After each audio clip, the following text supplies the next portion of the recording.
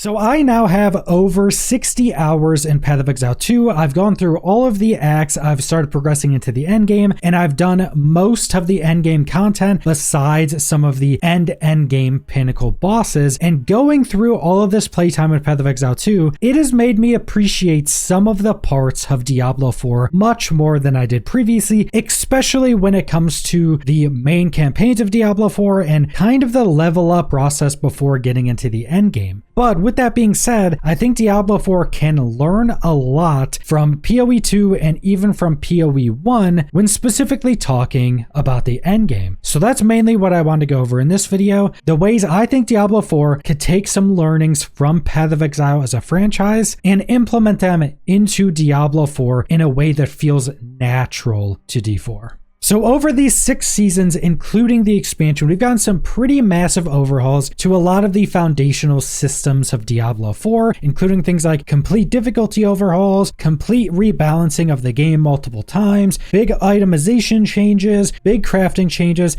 and tons of new endgame content added to the game. And with all of these changes, including all of the quality of life we've been getting, including the armory that we're getting with Season 7, it seems like we're getting to a point where the developers can start focusing on adding more content into the game and adding more complexity and more build opportunities into the game instead of needing to rebuild all of the systems that were previously in the game. And with all of these new systems and content that's going to be added into the game and put on top of everything else, I think new additions to the endgame systems we already have could have the biggest impact. And I think the main things the endgame of Diablo 4 can learn from Path of Exile, and more specifically Path of Exile 2, is adding in more progression to our specific endgame systems, so every endgame piece of content has a bit more tail to them and has a bit more progression specific to that content. Because if you go to Path of Exile and if you go to Path of Exile 2, every piece of endgame content or every endgame system has its own progression. They all have their own end bosses that you work towards, and they all have their own small skill tree or passive tree that allows you to augment the loot you're trying to chase in that piece of endgame content. So just partaking in that endgame content, you get some points to put into some passives that can increase specific loot from that content, or have a higher chance to give you these items, or just give you a better chance to get better loot from this system. And I think adding something similar to that in Diablo 4 to a lot of the systems would make them just much better and give people who want to keep progressing into Diablo 4 a lot more things to do and a lot more things to go chase. And just to get it out of the way, I think Diablo 4's endgame needs to be more difficult, or more specifically, the extension of a lot of these systems, adding more progression into them and adding more content. I think that stuff is where they should add a lot more challenge into. So just keep that in mind when I'm going over all of these possible things they could add, that the endgame of Diablo 4 needs to have more challenging content to do in general across all the systems.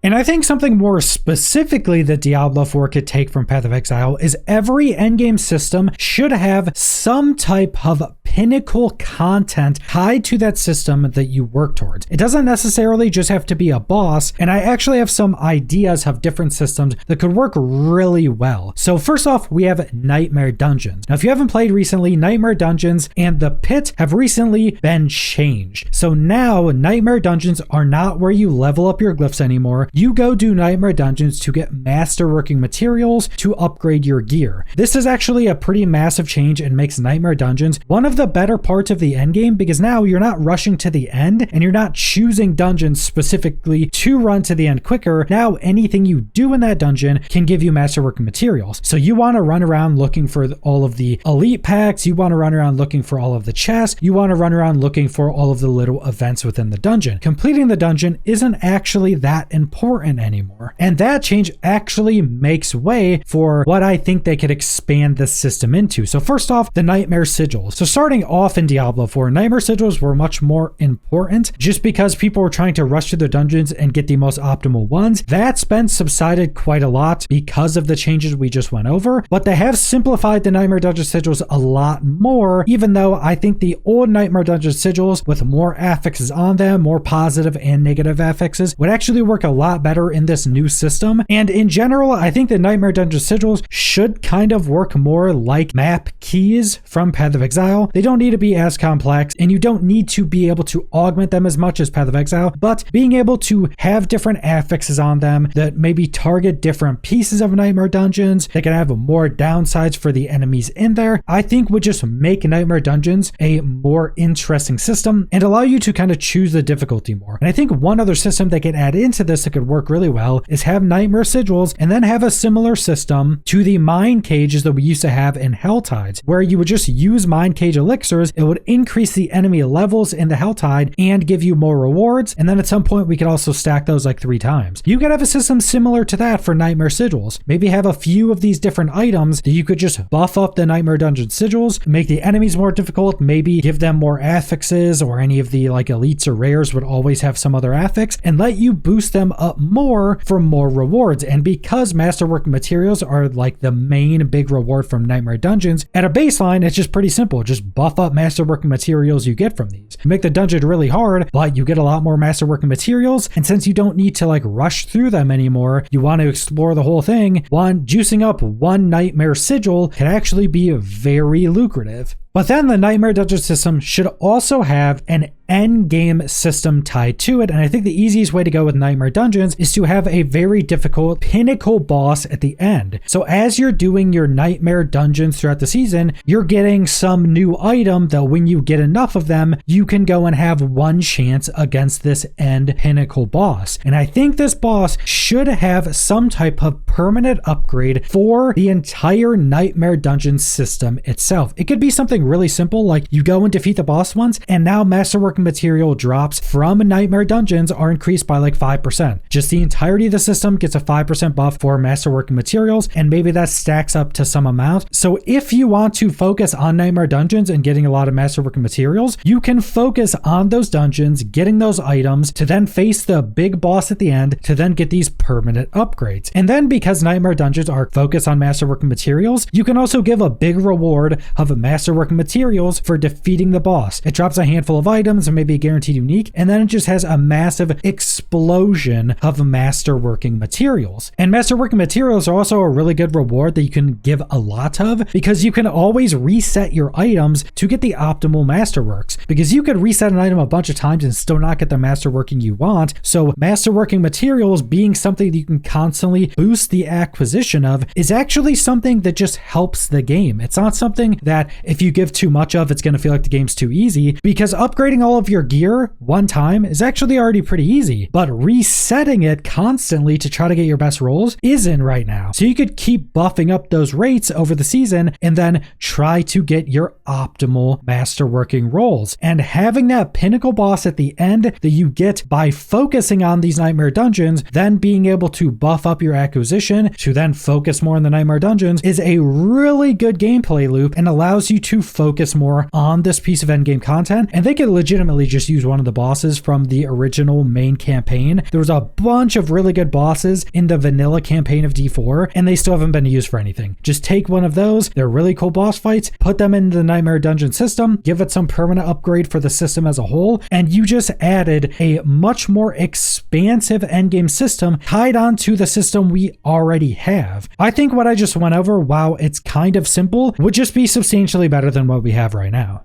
And I think every endgame system getting a treatment similar to what I just went over with Nightmare Dungeons would just make the endgame of Diablo 4 just be substantially better and just give the game as a whole a much longer tail. I think a lot of people really like a lot of elements of D4 like I do. The combat is just top of this genre. I don't think anything else even comes close to Diablo 4's combat, the feel of combat, how fluid it is. Just playing the game, playing the second to second, minute to minute combat is the best experience in the genre in my opinion, and I think a lot of people just want more things to do with that combat. So I think expanding all of these systems, giving them much more difficult tales, and giving them reasons and permanent upgrades specific to that system is a really good way to do it. And another idea I had is for the pit system. And like I mentioned, pits and Nightmare Dungeons were flipped on what they reward you. So the pits are still a time dungeon. You go through, you defeat enemies enemies who try to beat the timer. Once you fill up the meter, you go to the boss at the end, and if you beat the boss before the timer's up, you now get to upgrade your glyphs. So the glyph upgrading was taken from Nightmare Dungeons and put into the pit system, and it works much more similar to legendary gems from Diablo 3. So upgrading your glyphs now has a % chance to succeed or fail, and if you're doing pits that are higher than your glyph, it's 100% chance and you can upgrade them multiple times. If you're doing them at kind of similar levels, it'll have like maybe a 70% chance to succeed. So you want to keep progressing the pit to be able to keep upgrading your glyphs, and glyphs are also changed. They now have legendary ranks, and you can keep upgrading them a lot more. But in season 6, unless you were like a Spiritborn just using the most overpowered builds, pretty much nobody else were maxing out their glyphs. So this also gives a really good opportunity to add that endgame pinnacle piece of content tied onto the pit system. And my idea to expand the pit system to have its own piece of pinnacle content is that as you're running your pits and defeating the boss at the end, if you do within the timer, you have a chance to get another resource. So when you get enough of that resource, you can partake in the endgame piece of pinnacle content. But I didn't just want every piece of extension of endgame systems to just be face a new boss. So I think it'd actually be really cool for the pit system to have a boss rush mode as its piece of pinnacle content. And they could take the timer, which is kind of what the pit is themed around, and have that as a boss rush mechanic. So let's say you do a bunch of pit runs, that's what you're focusing on for this season, and you get enough materials to go do a boss rush run. My idea for this piece of content is you start the run and you have a certain amount of allotted time, and you just want to kill as many bosses as you possibly can in that timer. So you're not facing any groups of enemies or anything like that,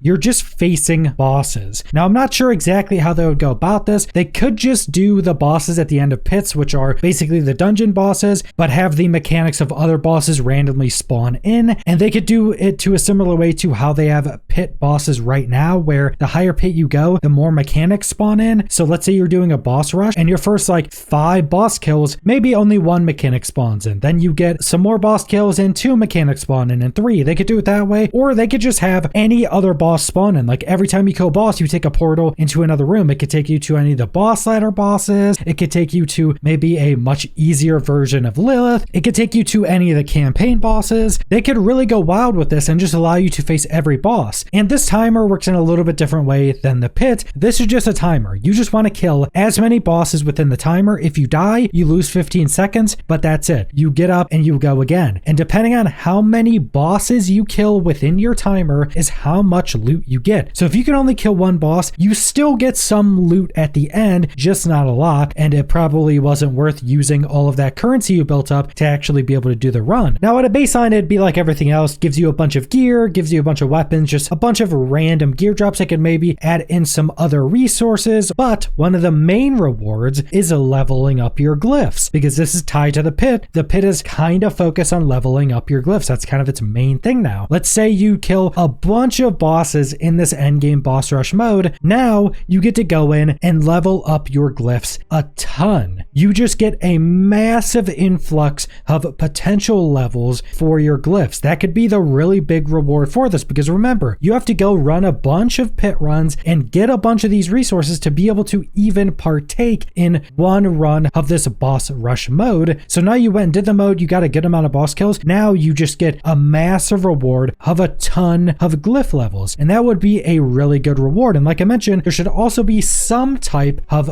permanent reward. And again, if they want to make it really simple, you do the boss rush mode and now you get like some small increase in the chance of your glyphs being upgraded, or just some increase in the amount of levels you can put on your glyph, or something like that. Just some amount of permanent upgrade tied into the system. And I think if every endgame system we currently have in Diablo 4 was expanded in a similar way, the endgame of Diablo 4 would be looked at as being just really good and really expansive. So that's just some ideas I had that I think would make the endgame of Diablo 4 much better. And I think I probably want to do some other videos going over ideas I have for all of the endgame systems, but this is what I think Diablo 4 should be focusing on for the next couple of seasons. Expanding the endgame systems and just adding in more depth to the game in general. But that's all I want to go over, so thanks for watching.